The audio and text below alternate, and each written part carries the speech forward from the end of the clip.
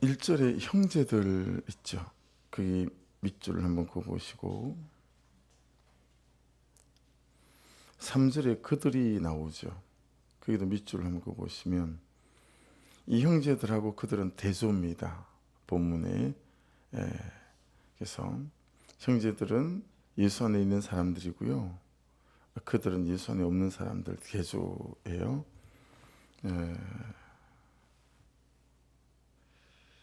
이제 그래놓고 말씀을 정리해서 좀 보시면 1절에 때와 시기 나오죠.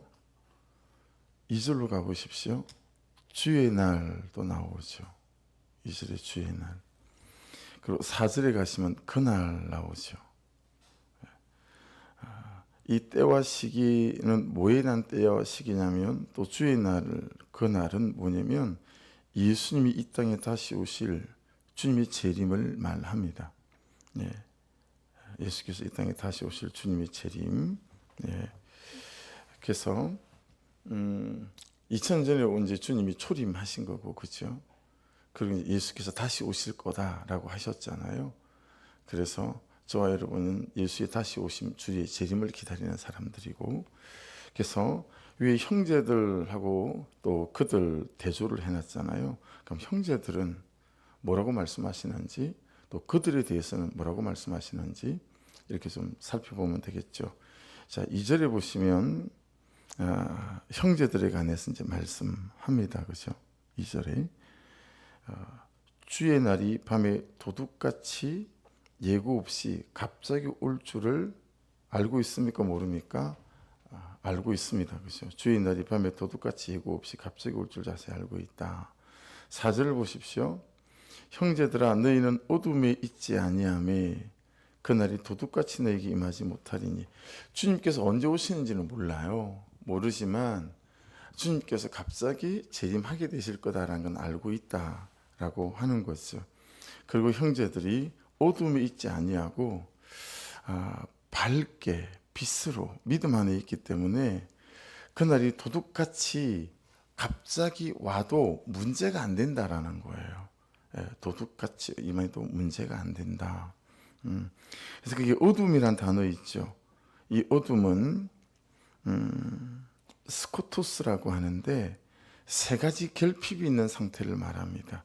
형제들아 너희는 어둠에 있지 아니하매, 이건 세 가지 결핍 상태에 있지 아니함으로 이렇게 해석하시면 되시겠죠. 첫째는 뭐냐면 지식, 말씀의 결핍 상태를 말하는 겁니다.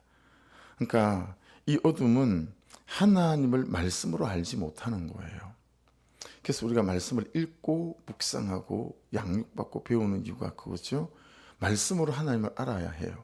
근데 어둠에 있는 사람들은 첫 번째 결핍, 말씀의 결핍 상태예요. 말씀으로 하나님을 알지 못한다라는 거죠. 두 번째 어둠에 있는 사람들은 예수를 주님으로 또는 구주로 믿지 않는 믿음의 결핍 상태를 말합니다. 첫 번째가 말씀의 결핍 상태라면 두 번째는 믿음의 결핍 상태를 말해요. 저는 항상 말씀을 드릴 때 예수를 주님과 구주로 구분하죠. 구주는 나를 주에서 건지신 주님. 주님은 뭐죠? 지금도 실시간으로 나를 다스리고 통치하시는 주님. 그런데 구주는 다 되는데 실시간 주님의 통치를 받는 사람은 되게 부족하더라. 저와 여러분이 이 믿음의 결핍 상태가 없어야 하는데 그게 밝음인데, 그건 뭐냐면 예수를 구주뿐만 아니라 실시간 그분의 말씀으로 통치받는 사람, 매일의 말씀, 그 삶이 말씀으로 남풍을 삼아 가고 서고 앉고 일어섬이 결정되고 선택과 결정이 되어지는 사람이라고 할 수 있겠죠. 세 번째 결핍은 말씀대로 믿음대로 살지 못하는 삶의 결핍이나 순종의 결핍 상태를 말합니다. 이 세 가지 결핍 상태에 이걸 어둠에 있는 사람이다 라고 말할 수 있어요. 그래서 이 사람들은 도둑같이 주님이 재림하시게 되면 방법이 없는 거죠. 대책이 없습니다. 그러니까 여러분, 반대로 말해보면 말씀으로 살아계신 하나님을 아는 사람, 예수를 구주와 주님으로 믿는 사람, 말씀을 따라서 순종하며 사는 사람에게는 주님이 갑자기 오시는데 그 도둑같이 임하는 건 아니다라는 거예요. 도둑은 살짝 와서 싹 훔쳐가지 않습니까? 그런 일은 없다라고 하는 것입니다. 형제들에 대해서 5절은 이렇게 말씀하세요. 너희는 다 빛의 아들이요 낮의 아들이라. 우리가 밤이나 어둠에 속하지 아니하나니. 자, 6절에서는 형제들에 대해서 이렇게 말씀합니다. 그러므로 우리는 다른 이들과 같이 자지 말고 오직 깨어 정신을 차릴지라. 그렇게 말씀합니다. 여기서 다른 이들과 같이 할 때 다른 이들은 앞에서 말한 그들이죠. 예, 그들입니다. 그래서 살아계신 하나님을 알지도 믿지도 않는 사람, 예수를 주님으로 구주로 믿지도 않는 사람, 말씀에 순종하는 삶을 살지도 않는 사람이라고 할 수 있겠죠. 우리는 다른 이들과 그들과 같이 자지 말고 오직 깨어 정신을 차려야 된답니다. 이 자지 말고 동그라미를 쳐보시고요. 카듀도라고 하는 단어입니다. 카듀도. 위에 거는 여러분 세 가지 결핍 상태였죠. 어둠은. 여기 자지 말고 이건 형제들에게 말하는 거잖아요. 예수 그리스도 안에 있는 사람. 이건 삼무입니다. 세 가지가 없는 걸 자지 말고 자는 것의 뜻입니다. 첫 번째는 관심이 없는 거예요. 여러분 하나님의 나라, 영혼, 나의 부르심, 소명, 관심이 없어요. 성도들이. 예. 그저 돈에만 관심이 있고 먹고 사는 것만 관심이 있고 다른 데 관심이 없어요. 여러분 형제들, 빛 속에 있는 사람, 예수 그리스도를 나의 구주로 주님으로 고백하는 사람은 여러분 하나님에게 관심이 있고요. 하나님의 나라에 관심이 있고 잃어버린 영혼, 살려야 될 영혼, 이제 여기에 관심이 있는 거거든요. 그러니까 여러분 우리가 말씀을 따라가는 것은 내가 살아나서 살리는 사람으로 세워지기 원합니다라고 하는 거죠. 두 번째가 뭐냐면 갈망이 없습니다. 갈망이 없어요. 이 자는 사람들은 여러분 하나님에 대한 갈망이 없어요. 그분의 임재에 대해서 갈망이 없고 그분과의 동행에 대해서 갈망이 없어요. 그분께서 오늘 나에게 뭐라고 말씀하시려나. 네. 그분께서 오늘 내게 원하시는 것은 무엇일까? 이런 갈망이 없고요. 예배에 들어와도 정말 이 예배에 내가 하나님을 만나 하나님 이 미움들이, 이 갈등들이 하나님 뒤집어져서 정말 하나님 제가 그는 나보다 옳다가 될 수 있는 은혜를 좀 부어주십시오. 이런 뜨거운 갈망들이 있어야 되지 않겠어요? 그죠? 근데 그런 갈망들이 없다라는 거죠. 이게 자는 거다, 자고 있는 거다. 여러분 좀 적용해 보셔야 합니다. 내가 요즘 하나님에 대하여 막 그분과 동행하여 사는 삶에 대해서 갈망이 있나 없나? 그러면 내가 자고 있는 것일 수 있어요. 세 번째 문은 뭐냐면 믿음에 대한 전심전력이 없는 거. 이거 자는 것일 수 있다라는 거예요. 믿음에 대한 전심전력이 없습니다. 그냥 살 빼는 거, 돈 버는 거, 어디 놀러 가는 거, 무엇을 사는 거, 이런 거 있죠. 이런 데 대해서는 막 중심이 있어요. 중심이 있는데 내 믿음에 대해서 중심이 없는 거죠. 그래서 여러분 항상 그냥 은혜가 부어지기만을 그냥 1년에 한두 번은 그런 때가 있으니까요. 그런데 하나님 제게 믿음을 더해 주십시오. 저를 불쌍히 여겨 주십시오. 그렇게 하나님 그분을 구하고 찾는 일에 없을 묻자. 그런 분들이 지금 잠에 빠져 있는, 자고 있는 사람일 수 있다라고 하는 것입니다. 8절에도 형제들에 대한 말씀이에요. 우리는 낮에 속하였으니, 그렇게 말씀합니다. 낮에 속한 사람이 누구예요? 형제들, 그리스도 안에 있는 사람들이다라는 거죠. 근데 여러분 바로 위에 이렇게 삼무였다면 자고 있는 사람, 낮에 속한 사람, 자지 않는 사람은 삼유 세 가지가 있어야 된대요. 그렇죠? 첫째가 뭐예요? 정신을 차리고 믿어야 된다라는 거죠. 정신을 차리고 믿어야 된다. 두 번째 뭐예요? 믿음과 사랑에 호신경을 붙여야 된대요. 세 번째 여러분 뭐예요? 구원의 소망에 투구를 써야 된대요. 자, 첫 번째 한번 보십시다. 이 낮에 속한 사람 형제들, 재림을 기다리는 사람들, 이런 사람 정신 차리고 믿어야 된다. 그 정신 차리고 믿어야 된다. 정신 차리고, 이게 내포라는 단어거든요. 이게 무슨 뜻이냐면 딴 생각, 딴 마음이 들게 하는 모든 것을 만나고 가고 보고 듣는 것을 조심해야 된다라는 뜻입니다. 그러니까 여러분 정신 차리고 믿고 살아야 된다라는 부분에 있어서 생각해 보십시오. 자꾸 제가 어딜 가요. 자꾸 제가 누굴 만나고 자꾸 제가 뭘 보고 또 자꾸 제가 뭘 듣고 하는데 이런 것들이 내가 정신을 차리고 은혜 안에 깨어서 다 가지 못하게 만든다라고 하는 것이니까 이건 잘 묵상해 보십시오. 이건 시간의 구조와 관계가 있는 겁니다. 내가 시간을 어떻게 쓰는가라는 거죠. 두 번째, 삶의 구조와 관계가 있는 것입니다. 일어나는 시간, 자는 시간, 그리고 운동하는 시간, 이런 내 삶의 구조들이 말씀 안에서 내가 경건하게 살아갈 수 있도록 정돈되고 구조적으로 짜맞춤이 되어 있지 않으면 그냥 되는 대로 닥치는 대로 하시면 사시면 여러분 이 정신 차리고 살아가지 못하기가 십상이다 라고 하는 거예요. 아나요, 그죠? 우리 딸이 여러분 예고고 연기과다 보니까 이제 고3이잖아요. 아이들이 학교 선생님들 명령에 따라서 다 살을 빼요. 그래서 살을 뺀다고 먹는 걸 얼마나 가려 먹는지를 몰라요. 네. 일단 탄수화물은 일제 섭취를 못하게 돼 있어요. 그러니까 밥을 안 먹는 거죠. 뭐 1주, 2주, 3주 뭐 밥을 안 먹는 거예요. 밥알은 한 톨도 안 먹어야 되는 게 이제 맞는 거죠. 밥을 못 먹게요. 뭐죠 밥이? 기억이 안 나요.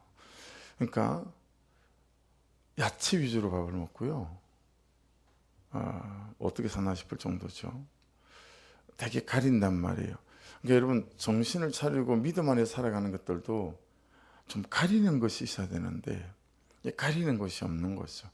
그냥 다 하는 거예요. 다 가는 거예요. 다 가는 거예요. 그래서 한번 생각해 보십시오. 내 시간의 구조가 내가 정신 차리고 살아가기에 잘 짜져 있나? 내 삶의 구조가 또 어떤가? 삶의 구조 속에 시간의 구조 속에 큐티하는 시간도 있고 가만가만을 올리는 시간도 있고 이게 좀 이렇게 좀 정돈되어야 되지 않겠어요, 그렇죠? 이렇게 안 돼 있으면 정신 차리고 살기가 참 쉽지 않다라는 겁니다. 그래서 두 번째는 믿음과 사랑에 호신경을 붙여야 된다. 이거 꼭 있어야 된다라는 것 아니겠어요? 자, 호신경은 여러분 뭐냐면 보세요. 이게 목 있죠, 목. 요 목에서부터 배꼽까지 여기를 이제 전쟁을 치를 때 보호하는 갑옷이에요. 요즘 같으면 방탄복이겠죠. 근데 방탄복은 요렇게만 여기 목 밑에서부터 여기까지만 보호하지 목 위로는 보호를 하지 않거든요. 근데 이 호신경은 목에서부터 요 배꼽까지 이렇게 앞뒤로 이 몸을 보호하는 그런 게 이 호신경이라고 하는 것입니다. 그래서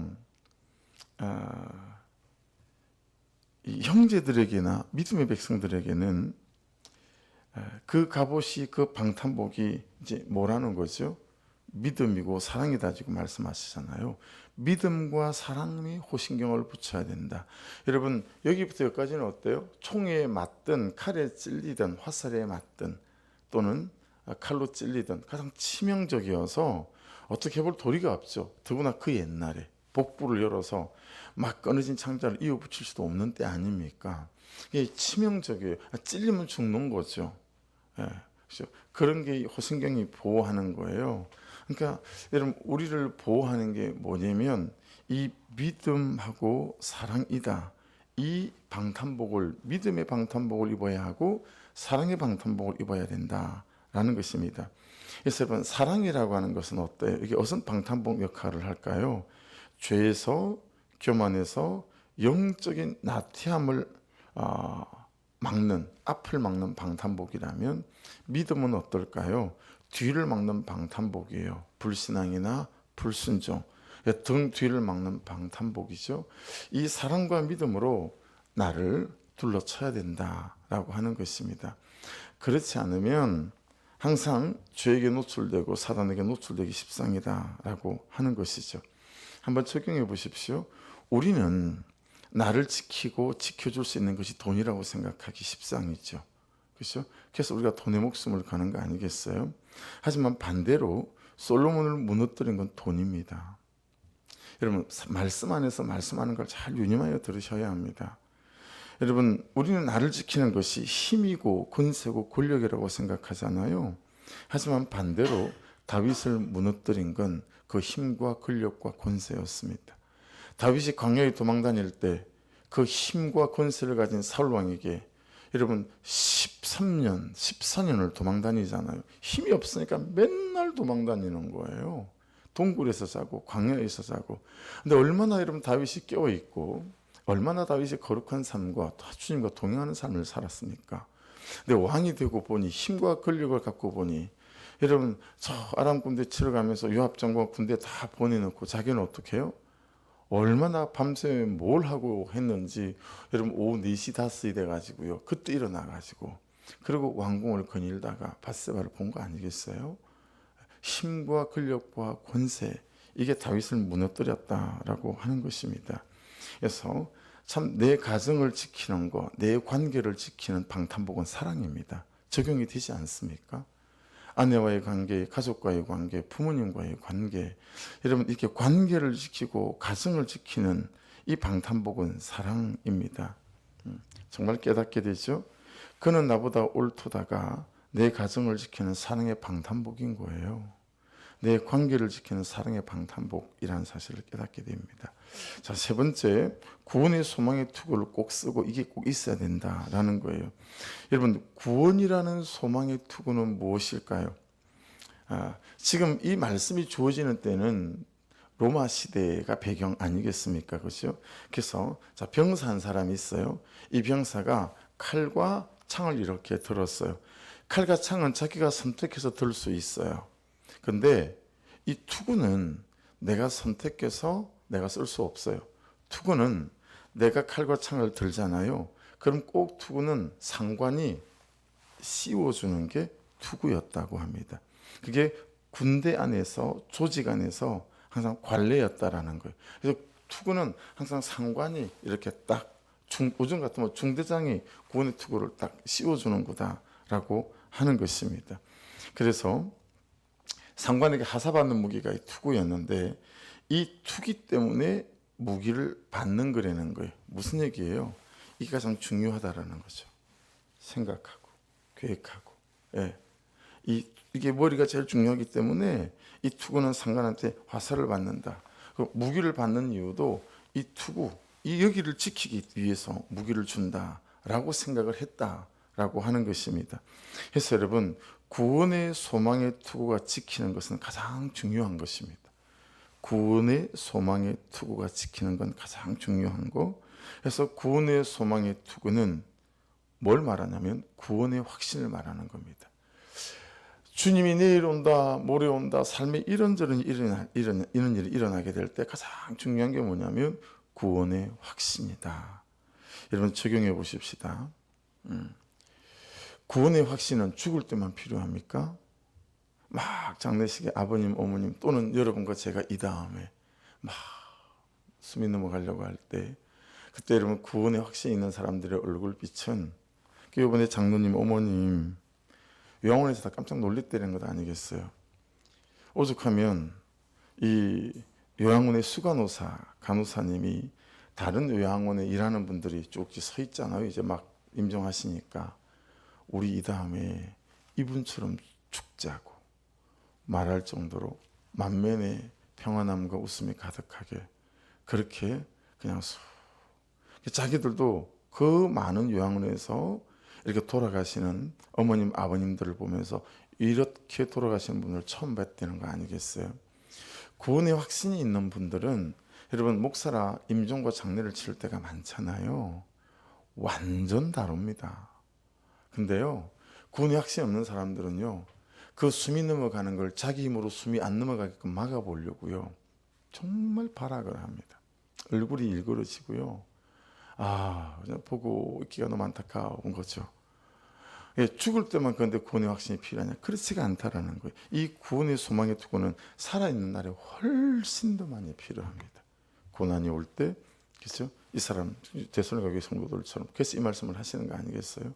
고난이 올 때, 몸이 아플 때, 이런저런 곤란한 일들이 생길 때 어때요? 구원의 확신. 지금도 하나님 그분이 나와 함께 하시고 동행하신다라고 하는.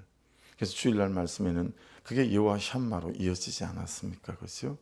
바람이 불 때든 바람이 불지 않을 때든 남풍이 있을 때든 남풍이 없을 때든 그 모든 것이 하나님의 구속사 안에서 여러분 주님이 함께 하시는 시간이요, 우리에게 필요한 시간인 줄로 믿습니다. 할렐루야. 그게 우리의 믿음이고 이게 우리의 구원의 확신인 거예요. 예, 구원의 확신인 거예요. 근데 우리는 좀 몸이 아프면 흔들리죠. 예, 몸이 아프면 여러분 흔들려요. 예, 안 흔들 사람이 없습니다. 예, 몸이 아파도 흔들리고 재정이 어려움이 와도 흔들리고, 그죠? 관계가 좋지 않아도 흔들리고, 별의별 일들이 다 있지 않습니까? 그래서 이 험한 세상을 살아갈 때 가장 중요한 건 구원의 소망의 투구다. 근데 구원의 소망의 투구는 뭐냐면 구원의 확신인 거예요. 하나님께서 나와 함께 하신다. 나는 구속사의 시간 안에 이게 포함되어 있는 것뿐이다 라고 믿고 이 걸음을 걸어가는 거죠. 그래서 여러분, 여지없이 정말 그리스도인에게 가장 중요한 질문은 뭐냐면 생명책에 내 이름이 어떻게 하면 기록이 되는가, 이거겠죠. 또한 여러분, 살아있는 사람들에게, 그리스도인에게 가장 중요한 확신은 뭐겠어요? 지금 하나님이 나와 함께하고 계시고 구속사 안에서 내가 지금 있는 시간이다. 여러분, 이 확신이, 이 중심이 명백하셔서 삶의 어떤 일들 속에 막 흔들리시고 그리고 넘어지고 자빠진 일 없기를 주의 이름으로 축복합니다. 그래서 자꾸 믿음으로 이걸 선포하잖아요. 그러면 여러분 뭐가 되냐면 위기가 오잖아요. 그러면 하나님 뭔가를 하실란가 보다. 제가 항상 그렇게 생각해요. 재정이 없고 몸이 아프고 교회에 무슨 일이 생기고 그러면 그냥 바로 느닷없이 그냥 바로 그런 생각이 듭니다. 하나님 뭔가를 하실란가 보다. 그러니까 위기는 뭐예요? 기도만 시작하면 완전 기회가 됩니다. 어려움은 하나님 그분만 구하고 찾는다면 완전 은혜의 때가 됩니다. 할렐루야. 모든 시간이 이 구원의 소망의 투구, 구원의 확신 속에 잘 서 있으셔서, 그렇게 구원의 확신 속에 서 있는 사람은 한번 따라해 보십시오. 버릴 것이 없다. 할렐루야. 이 구원의 여러분 소망의 투구가 명백한 사람은 있지 않습니까? 버릴 게 없어요. 하나도 버릴 게 없어요. 잘못했으면 잘못한 대로 하나님 찾아오셔서 징계하시는데 그것도 버릴 게 없는 거죠. 그 안에 또 얼마나 은혜입니까? 내치지 않으시고, 그죠? 징계로 나를 또 살리시니까 그것 또한 은혜고, 없는 것 또한, 아픈 것 또한, 시험에 드는 것 또한 그렇게 나를 살리셔서 또 다른 힘든 사람을 살려낼 약재료 하나 주시는 거니까 버릴 게 하나도 없음을 기억하셔서 오늘 여러분 몇 가지가 나왔어요. 세 가지가 있어야 된다. 그죠? 또 세 가지가 없어야 된다. 라는 것도 있었고요. 그 하나하나를 잘 기억하시고 잘 삶에 적용해 가시고 나에게 주시는 또 다른 음성은 무엇인지, 그리고 제일 중요해 보이는 말씀 중에 하나가 10절 보시면 예수께서 우리를 위하여 죽으사 우리로 하여금 깨어있든지 자든지 자기와 함께 살게 하려 하셨느니라. 아멘. 정말 주의 뜻은 이것밖에 없어요. 환난이네 죽으라고 주시나 보다. 시험이네 죽으라고 주시나 보다. 아니요, 주의 뜻은 그게 있지 않아요. 예수께서 우리를 위하여 죽으사 우리로 하여금 깨어있든지 자든지 자기와 함께 살게 하려 하셨느니라. 오직 우리 주의 중심은 이것밖에 없습니다. 이게 그분의 중심임을 기억하셔서 여러분 그렇게 환난 속에 있고 고난 속에 있는 데살로니가 교회 성도들에게 지금 바울 사도를 통해 주님께서 말씀하시는 것처럼 오늘날 우리에게도 말씀하심을 꼭 기억하셔서 언제든지 주를 붙들려게 하시고 주와 함께 살아가게 하시려고 하는 이 중심밖에 없음을 기억하셔서 고난 앞에 무너지는 백성들이 아니라 고난과 환난과 없음과 실패와 넘어짐과 자빠짐과 아파짐 모든 것들 안에서 결국은 나와 함께 있기 원하시고 동행하기 원하시는 아버지의 마음을 잘 깨달아 알아서 여러분 그때마다 주를 구하고 찾아 이 신앙의 걸음을 함께 걷는 은혜가 있기를 주의 이름으로 축복합니다. 같이 기도하겠습니다. 말씀 붙잡고 기도하시고 선교사님들 놓지 마시고 기도해 주시고 하나님 인도하시고 붙드시고 성령의 은혜 가운데 이 하루도 말씀을 따라 이 구원의 소망의 투구를 쓰고 이 구원의 확신을 가지고 하나님 승리할 수 있도록 인도하여 주옵소서. 같이 기도드리겠습니다.